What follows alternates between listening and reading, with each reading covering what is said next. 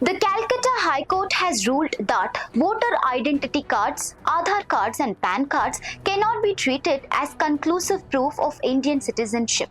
The observation came while the court was hearing a habeas corpus petition filed by Suman Molla. The petitioner alleged that his nephew Nasir had been placed in a detention camp after his name was deleted from the electoral rolls during the special intensive revision exercise in West Bengal, even though an appeal challenging the deletion was still pending. To support the claim that Nasir was an Indian citizen and not a foreign national, the petitioner produced several documents including his voter identity card, Aadhaar card, PAN card issued by the Income Tax Department and a bank passbook. However, a division bench comprising Justices Debangshu Bashak and Ajay Kumar Gupta held that voter identity cards, Aadhaar cards and PAN cards are not conclusive proof of Indian citizenship.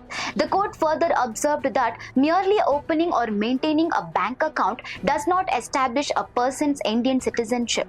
The High Court noted that neither the petitioner nor the detainee had been able to establish Nasir's Indian citizenship under the provisions of the Immigration and Foreigners Act 2025.